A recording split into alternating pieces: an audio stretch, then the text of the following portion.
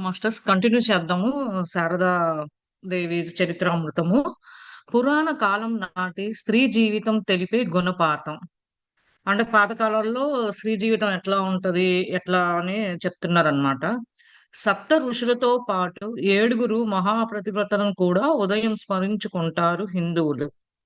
సుఖాలను, జీవితాన్ని, దేశాన్ని త్యజించి దీర్ఘకాలం తపస్సు చేస్తూ మహోన్నతిని పొందిన మహా ఋషులలో సరిసమానంగా ఈ మహాప్రతివ్రతలు పరిగణింపబడుతున్నారు.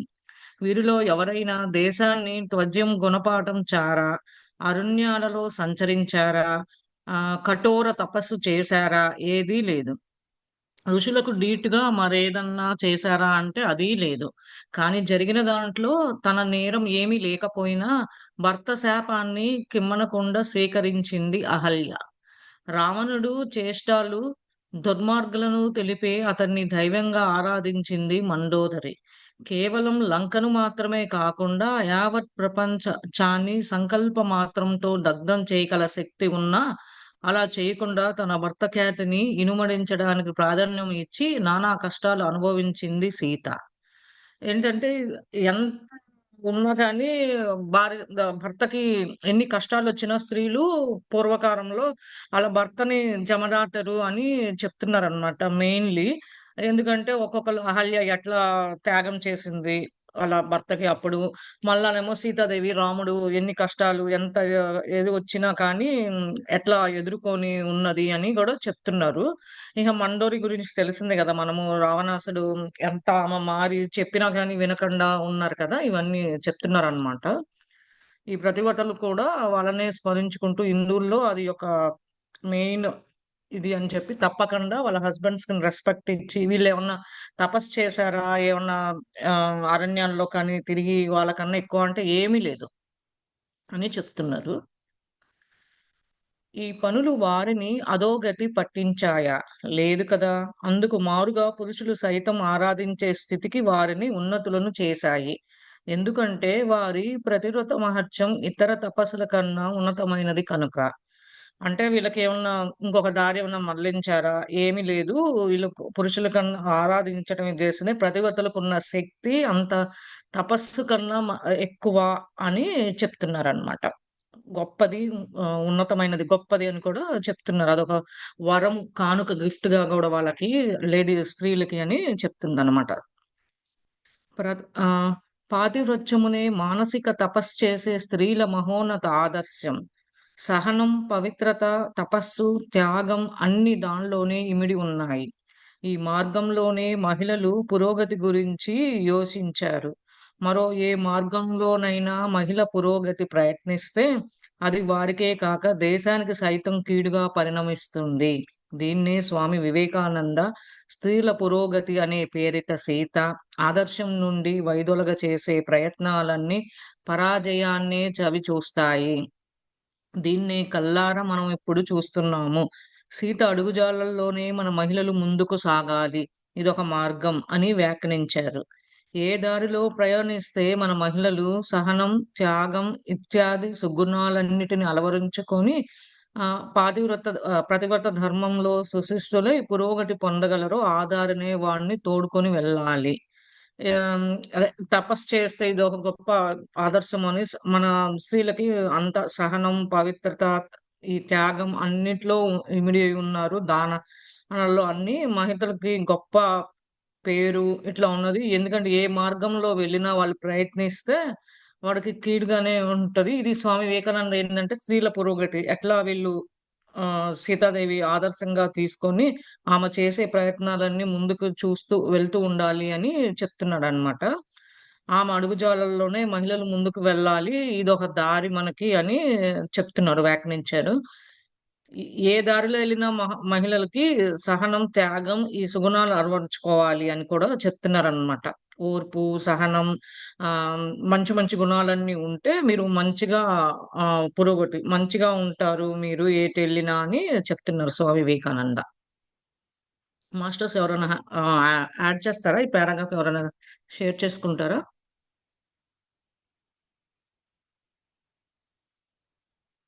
స్వామీజీ తెలిపిన దానిలోని అంశాన్ని మళ్ళీ పరికిద్దాం. మహిళను సీత ఆదర్శం నుండి వైదొలగ చేసే ప్రయత్నాలన్నీ పరాజయాన్నే చవిచూస్తాయి. స్వామీజీ ఎందుకు ఇలా చెప్పారు? స్త్రీల పొరగటి పట్ల అక్కర లేనివారు ఆయన కానే కాదు. మహిళలు విద్యావసత పట్ల భారతదేశంలో ప్రపథంగా స్పందించింది ఆయనే కదా! అటువంటప్పుడు ఆయన ఎందుకు ఇలా అన్నారు? స్వామీజీ ఎందుకు ఇదే అంశాన్ని తీసుకొని చెప్తున్నారు. మహిళలు సీ సీతా మార్గం ద్వారా వెళ్తూ ఉంటే వాళ్ళకి అన్ని వి జయాలుండవు. విజయాలే అవిజయాలుంటాయి, అపజయాలుంటాయి. ఎందుకు స్వామీజీ ఇట్లా చెప్తున్నారు?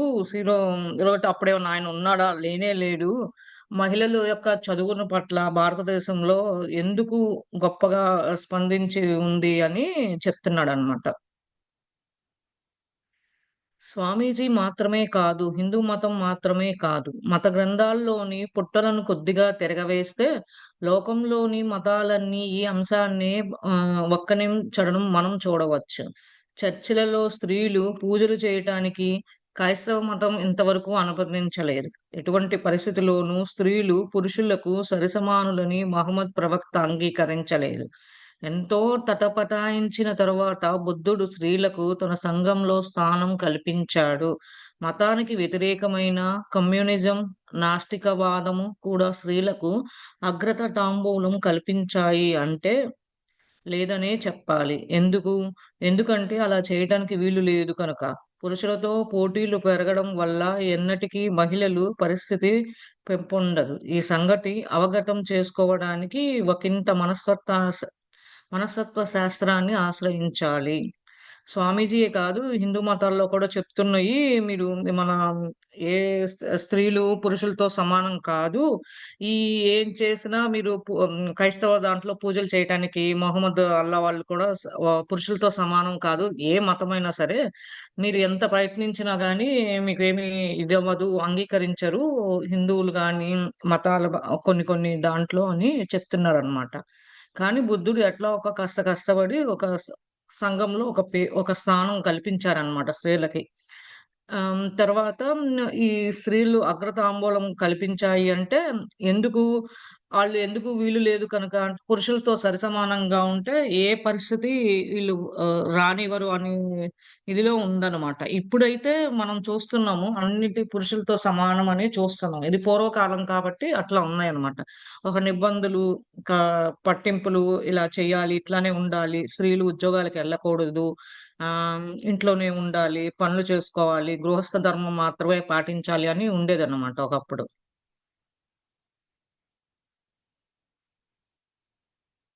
మనస్తత్వ శాస్త్రం వెల్లబుచ్చే స్త్రీతత్వం. మాతృత్వం అవగ్రహణకు అతీతమైన తత్వం అన్నారు శ్రీరామకృష్ణులు.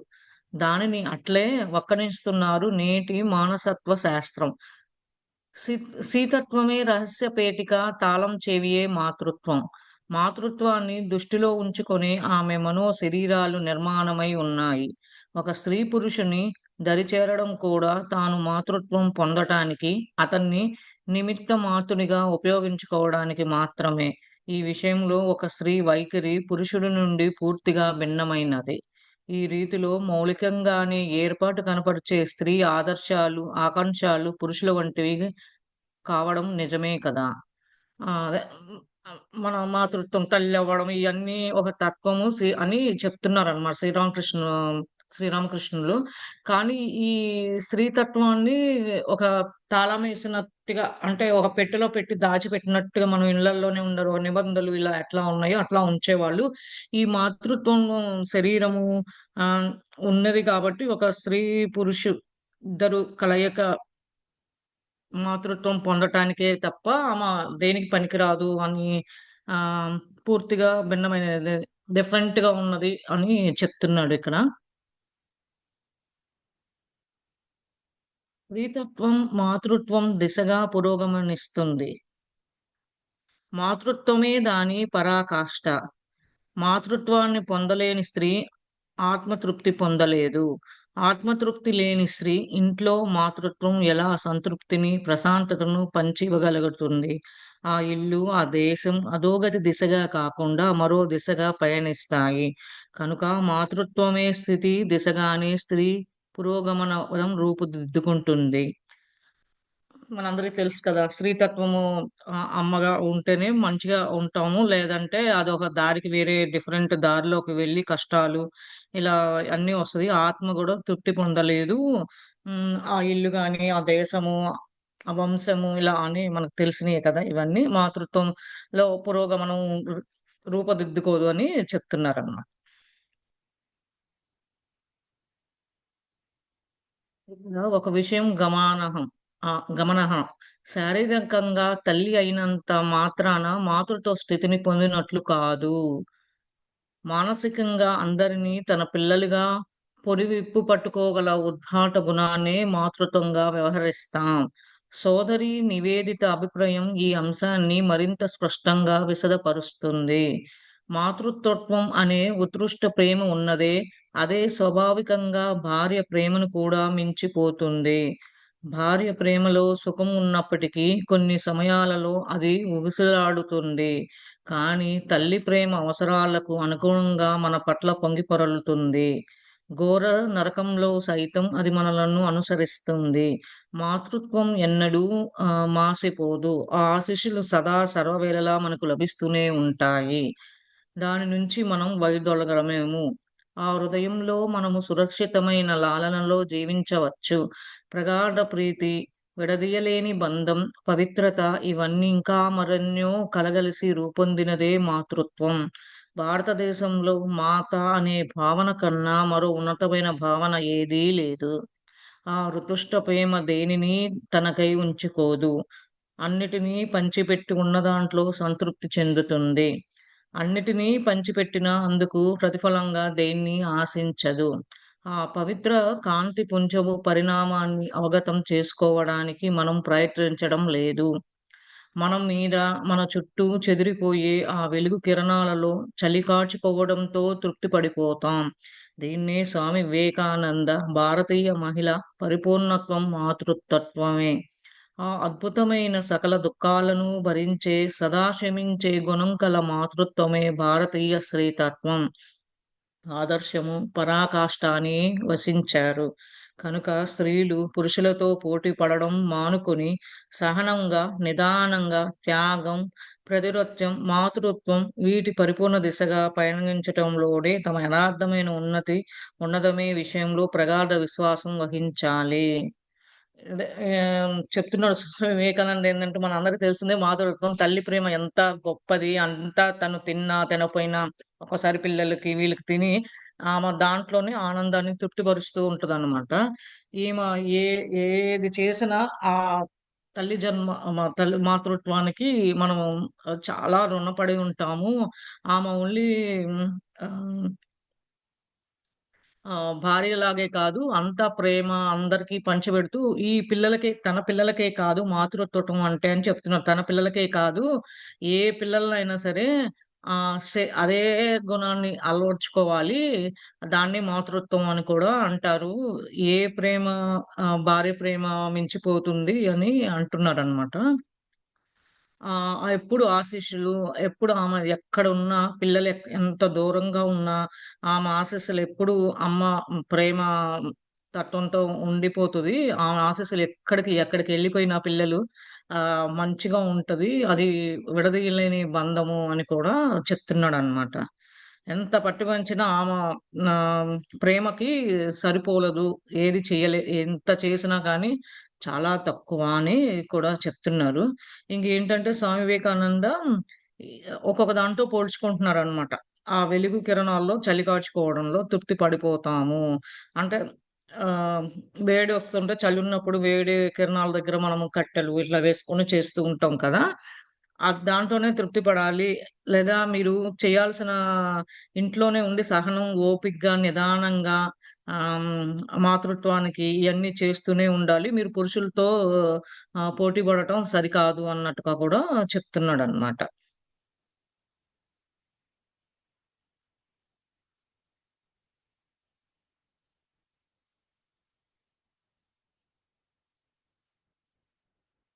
నవీన ఆదర్శ జీవిత అవసరం. కానీ విశ్వాసం కేవలం మాటలతో చేకూడదు. నేటి స్త్రీల పరిస్థితిలో పైన చెప్పిన సుగుణాలను మాత్రమే ఆదర్శంగా గైకొని జీవిస్తూ పురుషులతో పోటీలు పడకుండా ఆదర్శాన్ని సాధించుకొని పురుషుల సైతం ఆరాధించే స్థితికి చేరుకున్న వారు ఎవరైనా ఉన్నారా? అటువంటి ఆదర్శ మహిళ ఒకరు ఉన్నప్పుడు మాత్రమే నేటి మహిళలో విశ్వాసం పెంపొందుతుంది. ఈ మార్గంలో తన జీవితాన్ని మలుచుకోవడానికి ప్రయత్నిస్తుంది. అటువంటి మహిళ ఒక్కరు ఉన్నారా? ఇక క్వెషన్ ఏస్తున్నాడనమాట. ఈ ఈ ప్రపంచంలో ఎవరైనా ఒక్కళ్ళు కూడా ఉన్నారా? అదే మాటలతో పురుషులతో సమానం పడకండా మంచిగా వాళ్ళు జీవిస్తూ వాళ్ళది చేయాల్సిన పనులు, గృహస్థ ధర్మం, పిల్లలు, మాతృత్వం ఇలాంటియన్నీ ఉన్నారా? అలా ఉన్నప్పుడు మాత్రమే ఈ ప్రపంచం ఒక మంచిగా ఉంటది. ఇదే మార్గంలో మీరు అలవరుచుకోవాలి. అలా పోటీలు పడవాకండి అన్నట్టుగా చెప్తున్నాడు. ఒకళ్ళైనా ఉన్నారా అని అడుగుతున్నారు. క్వెషన్ ఏస్తున్నారు.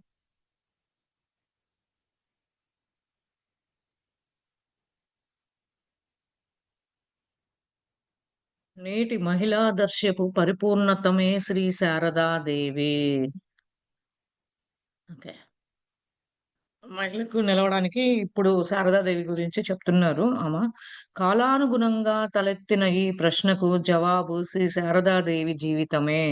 కేవలం 75 సంవత్సరాల క్రితం ఈ లోకంలో ఈమె మానవ స్త్రీయేనా? లేక స్వర్గంలోని దేవత? లేక దేవతల సైతం ఆరాధించే దేవి పరాశక్తియా అని దిగ్భ్రాంతులను కలిగించేలా జీవించారు. భారతీయ స్త్రీతత్వం ఆదర్శ పరిపూర్ణంగా శ్రీరామకృష్ణులు విడిచిపెట్టి వెళ్ళినట్టు మాతృదేవి నాకు తోస్తున్నారు అంటుంది సోదరి నివేదిత. అదే. ఈమా ఇప్పుడు శారదాదేవి ఆ ప్రశ్నకి శారదాదేవి జీవితమే ఆమె 75 సంవత్సరాల క్రితము ఈ లోకం విడిచిపెట్టి ఆమె దేవత లేకపోతే మానవ లోకంలో ఉందా? ఎట్లా ఉంది? ఆమె జీవించింది. ఎట్లా జీవించింది? ఎట్లా రామకృష్ణులు ఆమెని విడిచిపెట్టి వెళ్ళినట్టు మాతృదేవి అదే శారదాదేవి ఎట్లా ఉన్నది అని సోదరి నివేదిత చెప్తుందన్నమాట. క్వెషన్ ఏస్తున్నారు వీళ్ళందరూ.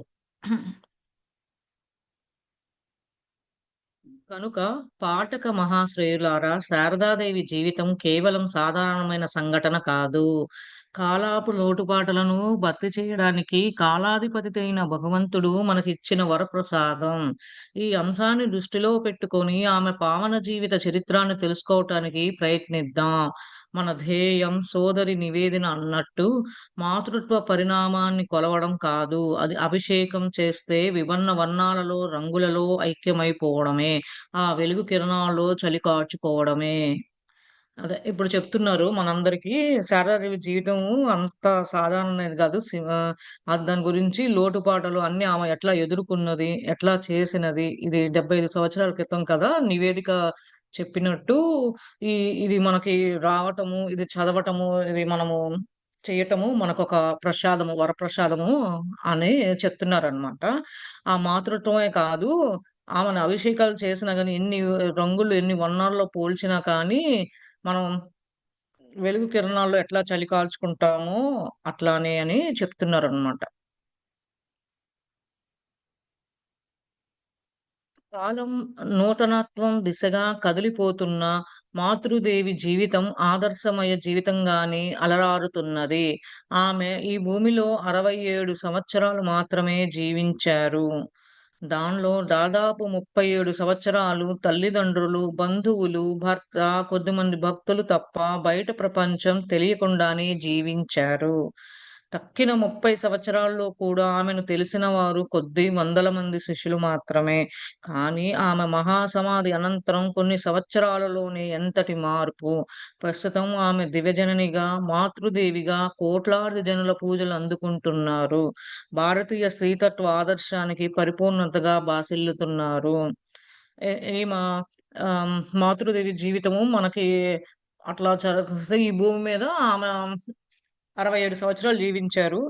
ఆహ్, ఆ జీవించిన అప్పుడప్పుడప్పుడు 37 సంవత్సరాలు బంధుత్వాలు, తల్లిదండ్రులు, భర్త ఈ గృహస్థ ధర్మాలు మనం ఎట్లా పూర్వకాలంలో ఎట్లా మనం చేసేవాళ్ళమో అట్లానే తను చేసేది. దాని తర్వాత తక్కిన 30 సంవత్సరాలు కూడా ఆమెకు తెలిసినోళ్ళు కొంతమందే అన్నమాట. 100 మంది శిష్యులు అట్లానే తెలుసు. ఈ మహాసమాధి చెందిన తర్వాత ఆమెని ఒక మాతృదేవిగా చేసి ఇప్పుడు కోట్లాది ప్రజలు పూజిస్తున్నారు అని చెప్తున్నారనమాట.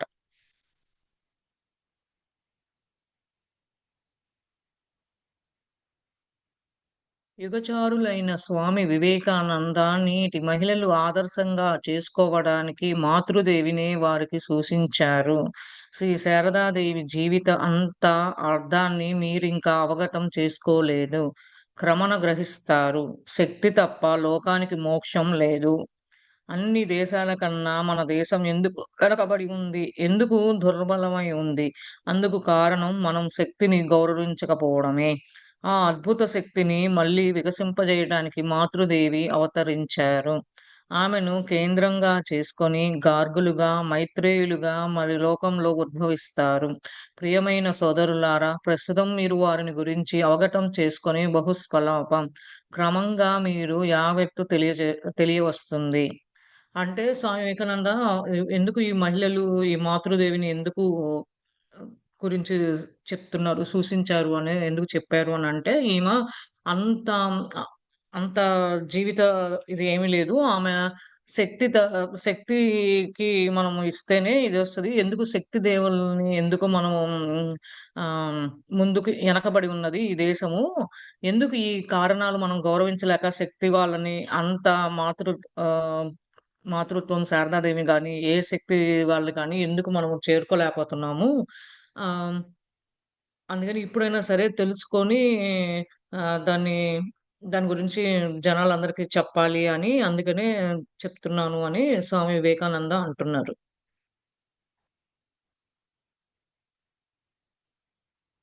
మరొక ముఖ్యమైన విషయాన్ని ఇక్కడ మనం గుర్తుంచుకోవాలి.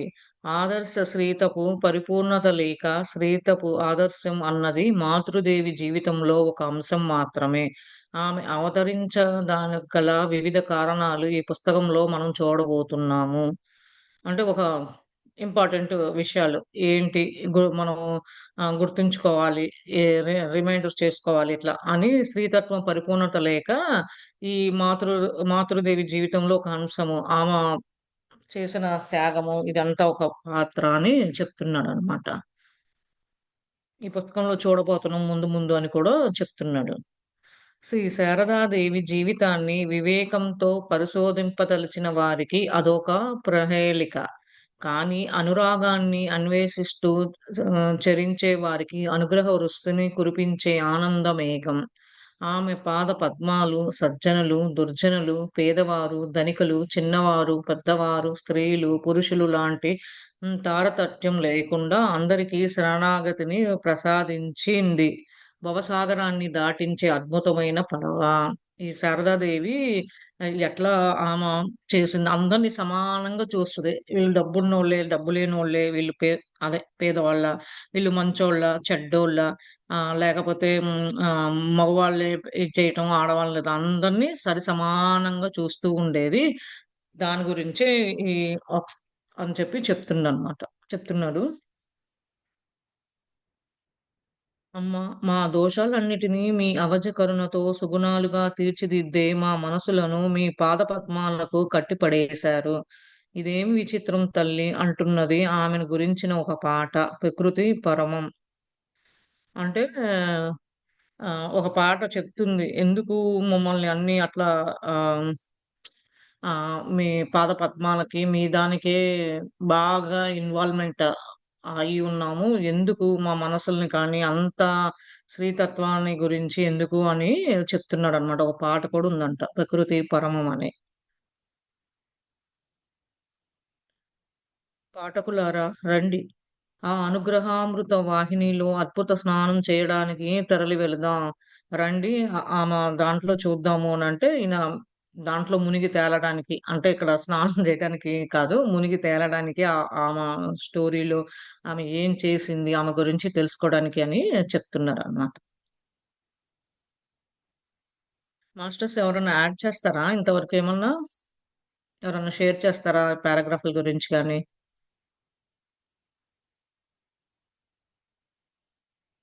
ఓకే. సెకండ్ చాప్టర్‌కెళ్దాము. పూర్వీకులు, తల్లిదండ్రులు అని చెప్తున్నారంట. 'జయరాం బాట'. పశ్చిమ వంగదేశంలోని బాంకురా జిల్లా ఆగ్నేయ మూలలో ఉన్న కుగ్రామం జయరాంబటి. కలకత్తా నుండి దాదాపు 60 మైళ్ళ దూరంలో నెలకొని ఉంది ఈ గ్రామం. ఎటువైపు చూసినా పచ్చని పొలాలు, మధ్యలో తామర కొలనుతో శోభిస్తూ ఉంటుంది జయరాంబాటి. తామర కొలువులలో ఈదుతూ ఆనందించే చేపలు కనువిందుగా చేస్తుంటాయి. దట్టంగా పెరిగిన చెట్టు చేమలు, వాటి కొమ్మలపై వాలి కమగా రాగాలర్పించే పక్షులు, చెట్లకు నడుమ గడ్డి కప్పులతో కూడిన గుడిసెలు ఒక వినూత్న సోయగాన్ని ఆ గ్రామానికి సంతరించబోతున్నాయంటే అతిశయోక్తి కాదు.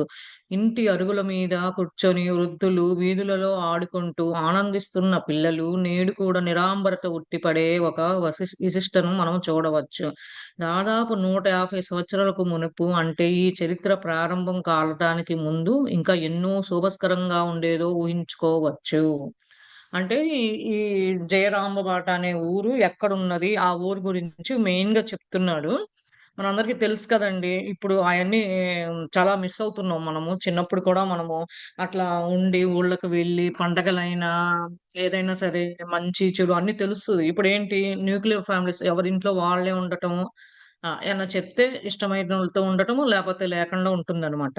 ఏం చెప్తున్నారంటే ఇది పశ్చిమ వంగదేశం అంటే మోస్ట్‌లీ కలకత్తా, వెస్ట్ బెంగాల్‌కి దగ్గరలో కలకత్తాకి దగ్గరలో 60 మైళ్ళ దూరంలో ఉందంట ఈ పట్టణం, గ్రామం. జయరాం బాట అని.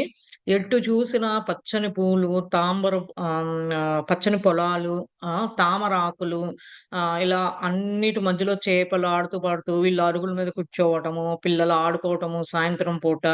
ఈ గ్రామాన్ని చూస్తుంటే అస్సలు ఊహించుకుంటుంటే చెప్తూ ఉంటే చాలా ఆనందంగా ఉంది. నేను గూడా చిన్నప్పుడు ఇలాంటియన్నీ చేసి మిస్ అవుతున్నాను ఇక్కడికొచ్చి, యూఎస్‌కొచ్చి అని కూడా అనిపిస్తుంది. ఇయన్నీ నేను గూడా అంతకుముందు ఒకప్పుడు పాల్గొని చేసిందాన్ని. అరుగుల మీద కూర్చోవడం, పెద్దలకి ఈళ్ళని గౌరవించడం, ఆడుకుంటూ, పాడుతూ చేయటం.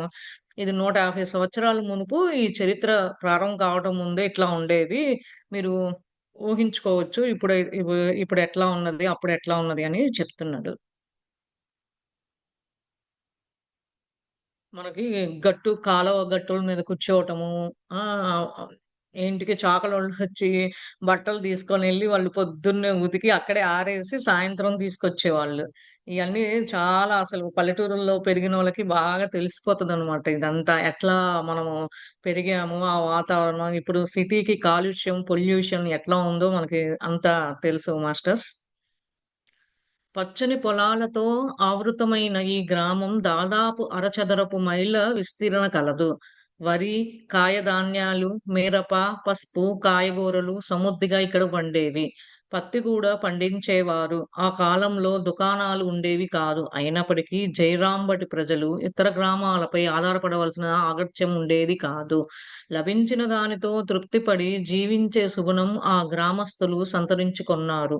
మరి అత్యవసర పరిస్థితుల్లో సమీపంలోని పెద్ద గ్రామమైన కామరుపుకూర్, కోటులపూర్, కోయపట్, పట్టణ్‌గంజ్, సిహోర్ లాంటి చోట్లకు వెళ్లి తమకు కావాల్సిన కొనుగోలు చేసుకునేవారు. ఈ పచ్చి పొలాలు, ఆ వాతావరణం, వాళ్ళ గ్రామంలో పండేది ఇదంతా ఒక ఒక అర చదరపు మైలంటండి అది. ఈ కాయగూరలు, పత్తి, మిరప, పత్తి గూడా పండించేవాళ్ళు. మిరప, పసుపు ఆళ్ళ గ్రామానికి సరిపోనుండేది. ఎప్పుడున్నా వాళ్ళకి అత్యవసర ఏమన్నా ఇంపార్టెంట్ గాని, అత్యవసరంగా ఏమన్నా అవసరం వచ్చి పంటలు పండకపోయినా, లేకపోతే మనకి హ్మ్, అదండి ఇంకా పంటలు పండలేదంటే వర్షాలు పడకపోతేనే కదా! వర్షాలు పడకపోతే, లేకపోతే కరెంటు ఇలాంటివి ఏం లేకుండా ఇప్పుడంతా బాగా డెవలప్ అయ్యి చెరువుల్లో నుంచి మోటార్ల ద్వారా లాగుతున్నారు కదండీ! ఇప్పుడు ఇవన్నీ లేని ఏమన్నా ఇబ్బందులొచ్చినప్పుడు పక్క సిటీలకెళ్ళి ఈ పేర్లు చెప్తున్నారనమాట. కోయపట్, పత్తన్‌గంజి ఈ ఊర్లకెళ్ళి తెచ్చుకుంటారు. వాళ్ళకి కావాల్సినయని చెప్తున్నారు. నేను ఈ స్టోరీ చదువుతుంటే నేను చిన్నప్పుడు ఎట్లా ఆలోచించానో నాకు లోపల నుంచి అంత ఆనందంగా ఉంది మాస్టర్స్. రియల్‌గా చెప్తున్నాను.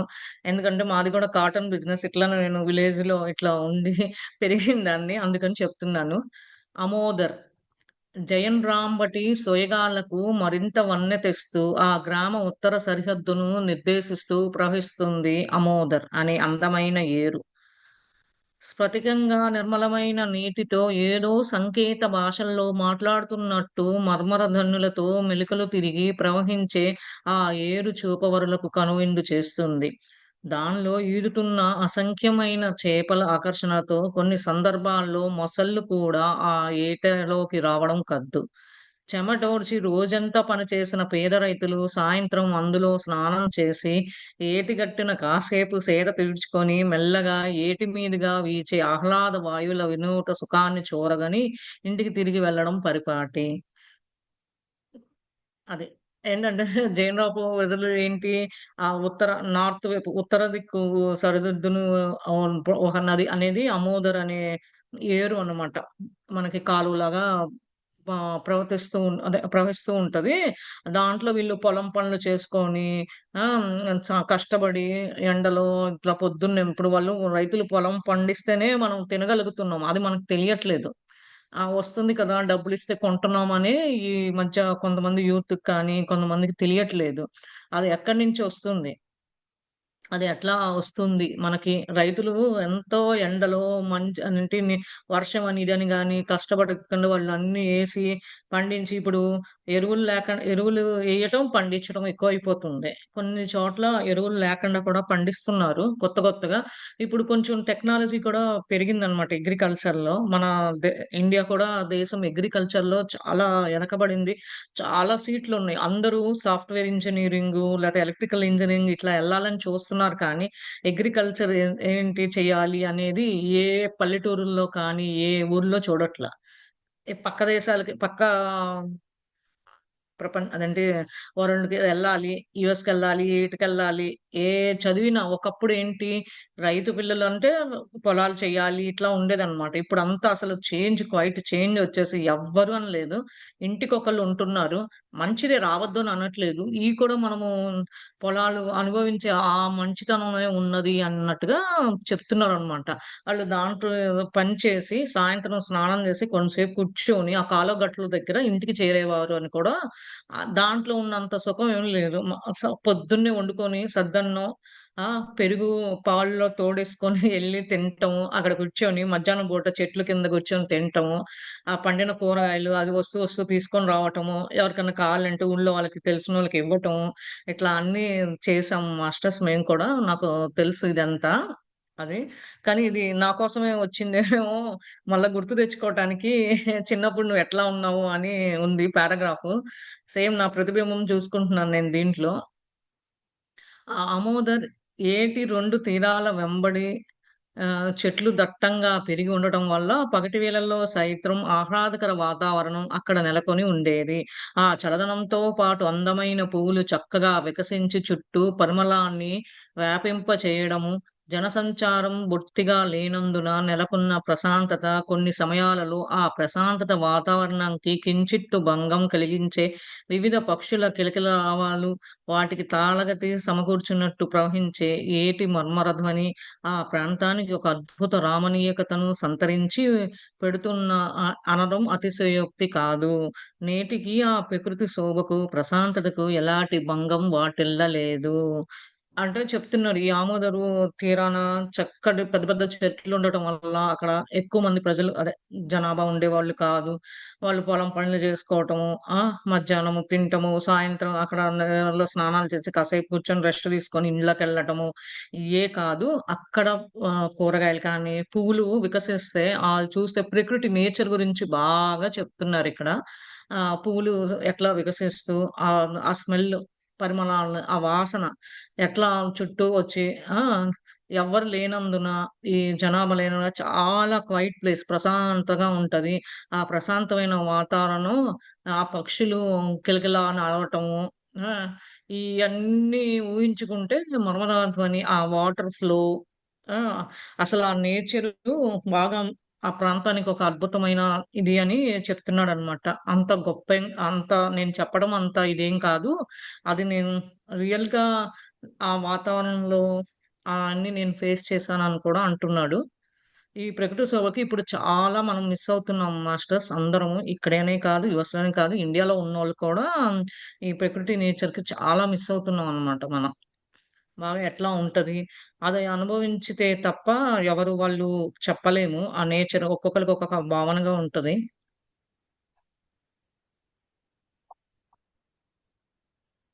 జయరాం బాటి ఉత్తర సరిహద్దులో ప్రవహిస్తున్న అమోదర్ ఆగ్నేయంగా తిరిగి ముకుందాపూర్ మార్గంలో దక్షిణ దిశగా ప్రవహిస్తుంది.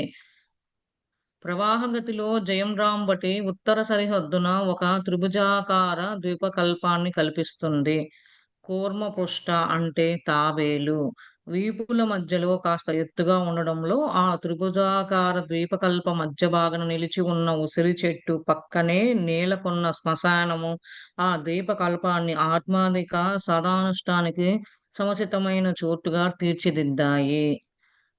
ఈ జయరాం భటి అనే ఊరు సరిహద్దులు చెప్తున్నారనమాట. బోర్డర్స్ దాని చుట్టూ ఏదేది ఉంది, ఎట్లా ఈ అమోదర్ నది ప్రవహిస్తుంది, ఇది త్రికోణాకారంగా ప్రవహిస్తది. అది సరిహద్దున ఈ ప్రవేశించినప్పుడు అదొక మహా దీపకల్పము అని చెప్తున్నారనమాట. అది అక్కడ అది ఈ కూర్మ పుష్టి అంటే తాబేలు వీపు ఎట్లా ఉంటదో ఆ మధ్యలో కాస్త ఎత్తుగా ఉంటది కదండి, అట్లా ఉంటదన్నమాట. అవే ఈ ద్వీపకల్ప మధ్య భాగాన నిల్చున్నవి అన్నీ అక్కడ. దాని చుట్టూ ఉన్న దాని పక్కనే ఉన్న ఉసిరి చెట్టు, ఈ దాని పక్కన ఉసిరి చెట్టు పక్కన శ్మశానము ఈ ద్వీపకల్పానికి చాలా చోటు. దీని చుట్టూ ఏమంటారు, దీని చుట్టూ నెలకొన్నయి తీర్చిదిద్దాయి ఇవన్నీ అని చెప్తున్నారనమాట. కాలాంతరంలో స్వామి శారదానంద, యోగిన్ మా, గోల్ఫ్మా లాంటి వారు అమోదర్ ఏటిలో స్నానమాచరించి ఉసిరి చెట్టు కింద కూర్చొని జపటపాదులు చేయడం జరిగింది. ఈ ద్వీపకల్పానికి దాటి అమోదర్ తీరం వెంబడి వాయవ దిశగా నడుస్తున్నవు వెళ్తుంటే చిన్న మెట్లున్న ఘట్టం తారసపడుతుంది. దాని తీరం శ్మశాన భూమి. శ్రీ శారదాదేవి బంధువుల్లో కొందరు సమాధులు అక్కడ కానవస్తాయి. అంటే ఈ స్వామి శారదానంద యోగిని వీళ్ళు కొంచెం అమ్మోదరి ఏటిలో స్నానం ఆచరించి ఉసిరి చెట్టు కింద కూర్చొని జపాలు అవన్నీ చేసేవాళ్ళంట. ఈ దీపకల్పాన్ని దాటి అమోదర్ తీరము వెమ్మట వెళ్తుంటే వాయువు దిశగా వెళ్తూ ఉంటే నడుస్తూ వెళ్తుంటే అక్కడ ఒక ఘట్టం అనేది ఉందన్నమాట. తారస అది శ్మశాన భూమి. అక్కడే శారదామాత వాళ్ళ బంధువులు శవాలు ఇలాంటి సమాధులు అన్ని ఉన్నాయి అని చెప్పి చెప్తున్నారు అనమాట. మాతృదేవి అమోదర్ను నా గంగాని ప్రశ్నించటమే కాక పర్వ పర్వదినాలలో మెట్లున్న ఘట్టం వద్ద స్నానం చేసేవారు కూడా. ఈ అమోదర్ అనే తల్లిని, నదిని వాళ్ళు గంగా అని పొగుడుతూ ఉంటారన్నమాట. అదే కాకుండా ఏమన్నా ముఖ్యమైన దినాలు, పండుగ టైంలో కూడా స్నానాలు చేసేవాళ్ళు అని కూడా చెప్తున్నారు ఈ నదిలో, అమోదర్ అనే గంగా. అమోదరు అమోదర్ తీరం వెంపడి కాస్త దూరం వెళ్ళి రహదారి మార్గంగా చుట్టూ తిరిగే, లేకపోతే దక్షిణాభిముఖంగా పొలాలను దాటుకుంటూ దగ్గర దారిలో దాదాపు 1 కిలోమీటర్ నడిచి వెళితే మాతృదేవి ఇంటిని చేరుకోవచ్చు. శారదామాత ఇంటిని ఎలా చేరుకోవచ్చు అనే మార్గం చెప్తున్నారనమాట. ఈ అమోదర తీరం కాస్త నడిచి రహదారి అంటే మనకు తెలుసు కదండీ! బాట అని కూడా అంటారు కదా! బాట ఉంటది. ఆ బాట వచ్చి పొలాల పక్క నుంచి కూడా ఉంటాయన్నమాట. దక్షిణ ముఖంగా ఉంటదన్నమాట. ఆ పొలాలను దాటుకుంటూ దగ్గరగా వెళ్తే 1 కిలోమీటర్ దూరం వెళ్తే శారదామాత వాళ్ళ ఇల్లు చేరుకోవచ్చు అని చెప్తున్నారు.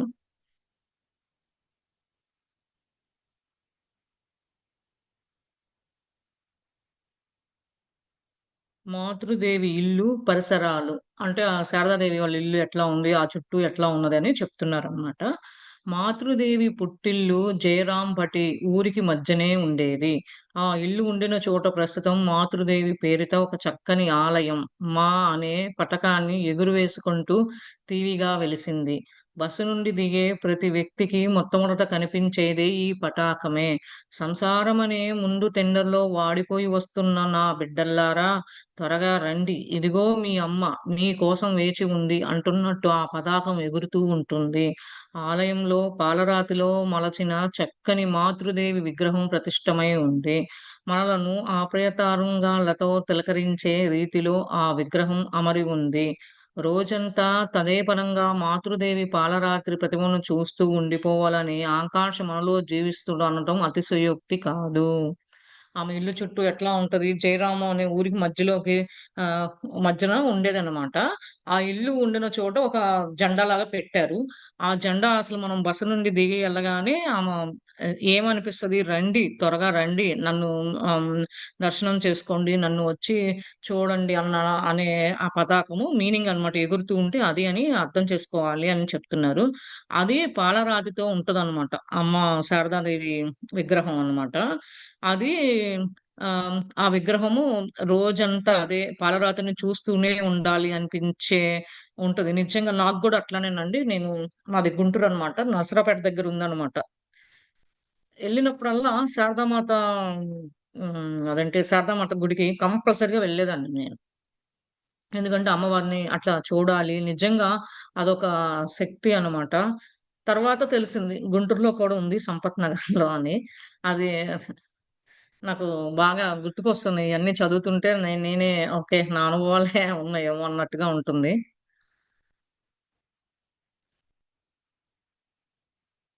మాస్టర్స్ ఎవరన్నా మాట్లాడండి మాస్టర్స్. నేనే చదువుతున్నాను.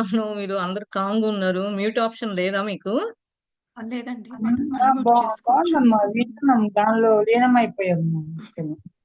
ఓకే. ఓకే. ఇది ఓకే. కాదులెండి. మీకు నేను మ్యూట్ కూడా ఆప్షన్ చేశానండి.